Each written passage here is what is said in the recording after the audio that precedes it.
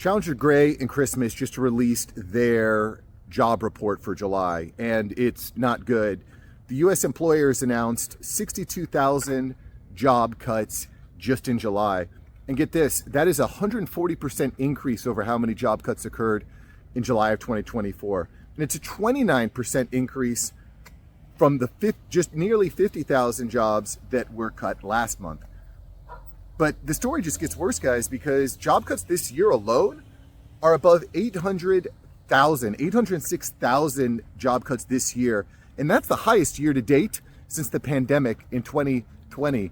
It is not looking great, boys. And look, the story doesn't even end there, because this is all exacerbated by the fact that new jobs aren't being created at the anticipated rate. I mean, the July jobs report from the U.S. government reported that only 73,000 jobs were added in July, and they were expecting 110,000. So today we're going to cover which sectors are most highly impacted, why they're cutting and where all these job cuts are coming from, what their hiring plans are, and some tips to try to stay relevant, because the market is changing so quickly, guys. And my stance is AI changes everything, but there are definitely other factors. And one of the reasons, just as a side note, why I think AI is so important, because it's one of the highest leverage activities, one of the highest leverage skills you can learn. If you're good with AI, you can 4x, 10x, 20x your efficiency. So that's kind of why I focus on AI so much. Also, if it could impact your industry overnight. Everything could change. Is like, for example, self-driving cars could all of a sudden lay off the entire trucking workforce in one fell swoop. And you may disagree with me, that's fine. At any rate, if you're interested in what's happening in the job market, how AI is impacting your world, it's a good time to hit subscribe on the channel. All right, guys, so let's get into it. Which sectors are most highly impacted by these job cuts? So number one, according to Challenger Gray and Christmas, is technology, where we have just under 90,000 jobs that were cut year to date. And that's a 36% increase. And the most commonly notated reasons for that is AI and automation advancement and uncertainty around work visas. And we've been talking about this quite a bit on the channel. All the big companies, all the big tech companies are just laying off, layoff. I covered this in a video a couple weeks ago. I'll put a link to it up here. But Microsoft has laid off 4% of their workforce, thousands and thousands of people. I'll put a link to it there, because what Microsoft is doing, I think, is really indicative of what's happening in the technology sector. And again, I highlight Microsoft because they're one of the Magnificent Seven, but this is just kind of happening across the board. They're laying off employees en masse and deploying AI technology. And in some cases, the AI tech isn't going to work out. I note pretty frequently a company named Klarna, who fired basically all their customer service reps, realized that they made a mistake, that AI is just not reliable enough, and are now hiring people back. So there will be holes that arise, and you need to stand out. And again, we're going to talk about how you can stand out here at the end of the video, because that's not necessarily an easy thing to do either. So technology has the largest amount of workers that have been impacted. Retail comes in second with 80,000 jobs canceled year to date. And the main reasons noted in the report are tariffs, inflation, and a weakening consumer demand. Those are the number one reasons reflected. And certainly uncertainty is a big deal. People are holding on to their wallets a little bit tighter, although I don't know if my wife got the memo on that. She still is buying lots of stuff on Amazon. We have a Ring camera on our house, and that thing is just bling, bling, bling all day, every day, baby. Amazon. Don't get me started on Prime Day.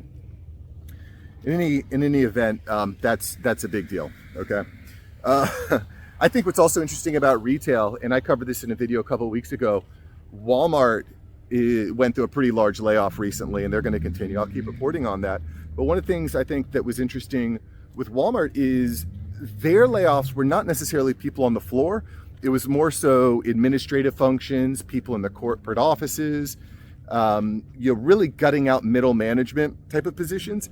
And I think that that's an easy place where you can leverage AI, automation, digital type of products, and services. So, AI is king, guys, because, there are some jobs you won't need AI, but AI is a massive lever, and it's a massive upskill. It's kind of like using a computer, knowing how to use a computer when everyone's using a typewriter. You know what I mean? Nonprofits also saw a large increase. They actually received the highest year-to-date increase in layoffs, a 413% increase year-to-date with 18,000 layoffs. And the big reason there, guys, is Doge, right? You have federal funding, USAID backed off, really cleaned out a lot of the nonprofit funding. And you might say, Mark, that's terrible. Mark, I love it. Like, whatever, it happened.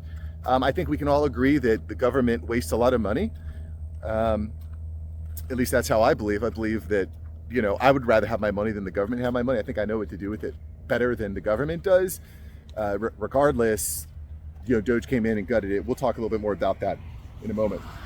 So government saw another huge number. So, and this is the reason I think this is connected is because, the nonprofits received a lot of federal funding, and when the government went in and saw the huge layoffs, that kind of turned the spigot off. So government layoffs exceeded 290,000 this year to date, which is obviously a big deal. 290,000 jobs done.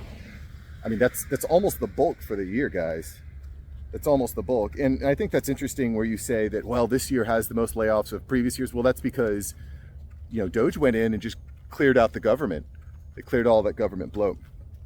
Auto comes in fifth on this list of top industries impacted with 17,000 job cuts, which is kind of interesting. That's actually 31% less cutoffs than last year. So we've actually seen a reduction in the amount of auto workers that are laid off. Now, during July, there were 5,000 this month versus 800 last month. So there were a lot of layoffs in the auto sector in July. And the main reasons cited were tariffs. And I think this is interesting too. The auto industry is a really interesting one. I'm going to kind of extrapolate on this here. But the main places where you're going to see layoffs there are assembly lines, machinists in shut down plants. Plants are getting shut down. Warehouse staff, drivers, sales. And, before we kind of talk about where the gains are or why the cutting is happening, we're going to go into a little more detail on that. I just want to say that if there's one thing that really terrifies me about job layoffs, it's self-driving trucks. And I mean, this is not necessarily a new thing, but self-driving trucks are possible. Okay, so A, they're possible. B, they need more wide acceptance.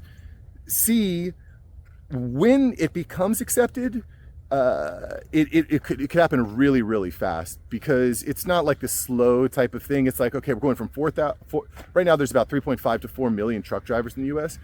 I mean, you could see it over the course of 12 months, all of them replaced, or 90% of them replaced. So there could be massive displacement very, very quickly. And again, this is because of the leverage of artificial intelligence and the self-driving technology. I know you guys are saying, oh no, it couldn't happen. I've ridden in a Waymo and it didn't drive great. That's fine, but that's anecdotal. I mean, the reality, I'll post a video up here, but I covered what's happening with the Tesla robotaxi. Like, it's happening, and they are safer than human drivers. And someone tried to debate me in the comments that, well, actually human drivers are actually safe. And I'm like, okay, whatever you say, bro. I mean, the data's not on your side there, all right? The data's not on your side. At any rate, those are the main sectors that are most highly impacted: technology, retail, nonprofit, government, and auto. So let's talk a little bit about why the cuts are happening. I kind of teed this up a little bit, but Doge was the biggest. That's the biggest factor, right? Huge government layoffs, and as we saw with nonprofits, there were downstream effects, because once you cut off the government funding, once you cut out all the government employees, that money, that spigot turns off, and then downstream, there's no money. There's no money, which leads to layoffs, leads to nonprofits shutting down, which some of them, probably some casualties of war there, but quite frankly, the amount of waste and spend was unreal, guys. It made me sick seeing some of the numbers. And that's not what this video is about, but I would say going into the voting that cutting government bloat through initiatives like those, that was my number one voting priority. That was like above all the other stuff. I wanted to see someone go in and cut all the waste. So, you might be angry at me for that, but that was my number one issue: is cut the bloat, cut the waste, cut the spending. I'm not going to go deep into my soapbox here, but that was my number one issue. Market and economic conditions are another reason. There's a lot of economic uncertainty, guys. Inflation, although it's cooled, is still there. There's a shifting demand, and tariffs remain a big deal. There is a lot of uncertainty about tariffs. One of my bigger clients runs quite a successful Amazon company, Amazon Education, Amazon Software, and Amazon sales is doing about $10 to $15 million a year in Amazon sales. Tariffs are a big deal, huge deal. And they change so rapidly. I mean, Trump can go on Twitter and all of a sudden you see, oh, this is what's happening with the tariffs now. Oh, we're going from we're going to tariff Canada this and China that. And it's just crazy. And I understand what he's doing. He's leveraging this stick that he has to negotiate better deals. And okay, that's great. I'm up for that. Like, let's negotiate better deals, but it does create a lot of uncertainty, and uncertainty has a tendency to slow things down. Okay. Store closings, another reason why cuts are happening. And this is also related to tariffs and all these other conditions, but stores, plants, units led to 120,000 layoffs. Restructuring of stores led to 67,000 layoffs, and bankruptcies led to 36,000 layoffs. So that's another big impact. Tech updates. You know me, I'm Mr. AI. I still believe it's the highest lever, and I'm not alone. Tech companies laid off about 20,000 jobs so far, specifically due to automation and AI, with 10,000 specifically attributed to AI. I expect those numbers to grow, and tech companies are laying off people. And in fact, I maybe this is a more complicated issue, but companies are laying off well more than 20,000 people. So they might say we're only laying off this many because of AI, which quite frankly, I think is funny, because a lot of the comments that I get here on the channel are, well, tech companies are just using AI as a smokescreen to fire people. Well, according to the jobs report, if they're only reporting 10,000 jobs due to AI, I don't know that actually measures up. And you may feel free to debate me or give me some additional data in the comments. If you do bring the heat, if you bring some really good comments, I will pin your comment. That is something that I'm passionate about, is making sure I bring you the best information. And sometimes I just get some some of you guys, you leave the best comments. So detailed, so thorough, data driven, not AI, which, I can tell. And if you get that, I will pin it. I'll take down my newsletter link, which is aiupdate.ai. I'll take down my newsletter link, and I'll pin your link. So leave a good comment if you want to debate or bring some additional facts to the conversation. There's a good chance I'll pin you. Okay, so we've talked about where the layoffs happened. We talked about why they're happening. Let's talk just a moment about the plans for new hires. So the biggest hiring plans, according to the Challenger report, is going to be in entertainment and leisure. That's about 1/3 of all new hiring positions, about 28,000 jobs in entertainment and leisure. And it's not 100% clear exactly where those jobs are based on the research that I was able to do. Certainly some of that's going to be in food and beverage. It's going to be in hotels and vacations, that type of thing.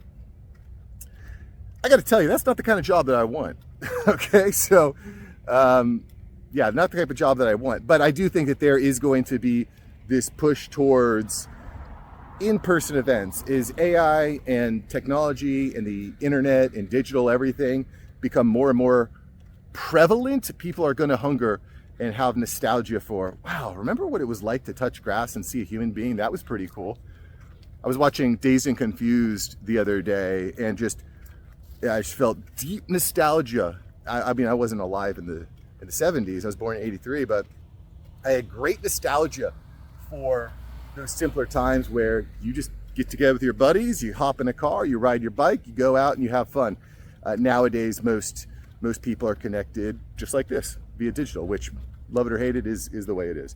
At any rate, I do think that there's going to be a spring back. People are going to get tired of get digital fatigue. They're going to go back to in-person stuff, which is where entertainment and leisure goes. And I think the job market and the hiring plans substantiate that hypothesis. Insurance, 12,000 jobs, almost 13,000 jobs planned to be hired here shortly. And it makes sense. In a riskier times, people want to hedge risk with insurance. And here's where things get interesting, guys, because I had mentioned earlier that automotive was one of the most highly impacted sectors for layoffs. Well, they also have big hiring plans. They plan on hiring back 6,000 new jobs. And while I don't know the exact jobs that are being hired back, we can speculate that you're going to have jobs in electric vehicle engineering, but I think mostly investments in US-based manufacturing. One of Trump's big pushes is on infrastructure here in the United States. He wants more manufacturing, more jobs here in the United States, and he actually had some big collaborations with the auto unions. It only makes sense that, and again, you can correct me if you feel I'm wrong here, but to me, it only makes sense that you're going to have a resurgence in American manufacturing. We're seeing it in chips. We're seeing it in data centers. I mean, Meta is building a $10 billion data center in the middle of nowhere in Louisiana. I record an entire video. I'll post a link to that here because that's a crazy story. They're just building data centers like crazy. But it's not going to stop there. It's going to be in automotive too. And this is, the other thing that tariffs do is it incentivizes companies to say, well, maybe we won't manufacture overseas, then import the finished cars here. Maybe we'll build the cars here. Maybe we'll do repairs here. Maybe we'll do this. Maybe we'll do this. Also, I think it's worth noting that, the cost of buying new cars is obscene. Like a new car is, even a used car is very, very expensive. So I think that there's probably an argument to be made that you need more collision and detail workers, and there's an upsurgence there. But again, I don't have the data to support that. That's just a hypothesis. All right. So what does this all mean? What does this mean for you? Obviously, the one thing that is really clear is that the world is changing very dramatically and very quickly, and things are moving very quickly. And there are a few things I think you can do to make sure that you stay relevant and hireable. So one of the things, so this is not the only thing that's impacting your ability to be hired. Artificial intelligence, that is not the only thing. But in my opinion, is the highest lever to send you up or down, okay? Because if you're in an industry that requires you to use AI and you're not proficient in it, you just won't be hireable. I won't hire anyone, quite frankly, that's not using AI or experimenting with AI. I just can't. I just don't feel like I can because it's such a high lever. And I know that as a human being, I became obsessed with leveraging my time. A few years ago, I read The 4-Hour Workweek, and since then I've hired a ton of virtual assistants to perform all sorts of tasks. Well, AI is kind of an extension of that. Now I can use AI to outsource a lot of my tasks and save myself time. So again, this is one of the reasons why I'm personally very excited about it, and I talk about it so much. AI changes everything, is my thesis, and it's just the highest lever that you can pull. It's not the only lever, but in my opinion, the highest lever when you get it to run right. You want to get hired, it really, guys, comes down to who you know. That is the big one. In fact, if you get referred to a job, you have a 4x better chance, a 4-time better chance of actually getting hired in that role. It's who you know, guys. So you can't just, it's easy for men, I think, to get siloed and say, oh, I'll just go to work, I'm gonna go home, I spend time with my family, blah, blah, blah. Or maybe you're drinking with your buddies, like, whatever. Who you know is gonna impact where you get hired, I'll tell you that much. So surround yourself with the best people you can. That is very important.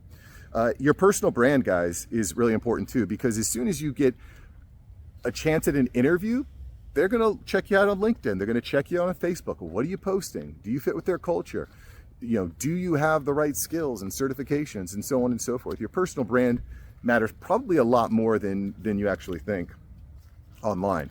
And I'm not going to tell you to go start a podcast. I've been in podcast production for 7 years now. In most cases, nowadays, I actually tell people don't start a podcast. People come to me like, Mark, can you help me start a podcast? I'm like, no, you shouldn't do it. You shouldn't do that. So that said, you should have a digital presence. If someone goes and searches for you, especially if you're searching for a job, they should be able to find you. And by the way, you should be preemptive too, because You should have a LinkedIn page now. You should be posting on it, we'll say a few times a week, we'll just say, and just make sure that people know who you are, know what you're doing, know that you're innovating. It's better to be preemptive about this stuff. Whether you're looking for a role now or whether you're preparing for needing to, okay? Needing to. Because, and this I think is a really important point, the number one thing that you should be focused on, I think when it comes to hundreds of millions of jobs being displaced, you need to be adaptable, and employers are going to want to know that you're curious and you're able to learn. So anyway, guys, I thought it was a really fascinating report from Challenger. I appreciate you watching the video and subscribing, all that good stuff. And I go a lot deeper into how to actually get hired, because one of the things that's in this video here from yesterday, one of the things that's really interesting right now is there are millions and millions of job listings, but nobody's getting hired. You're gonna have a very hard time getting an interview if you just go to Indeed and apply. But there are ways to get around that. I'm gonna cover that all in this video from a couple days ago. And guess what? AI is a major driver there. Thanks for subscribing. Thanks for watching the video, guys. I'll see you in the next one, all right? Peace.